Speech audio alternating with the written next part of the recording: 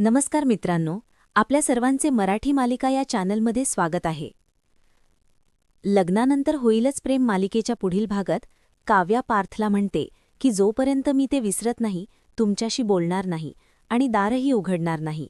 खड्ड्यात गेला तुमचा व्हॅलेंटाईन डे, असं म्हणत काव्या आता दार लावून घेते, तर पार्थ तिला समजवण्याचा प्रयत्न करत असतो.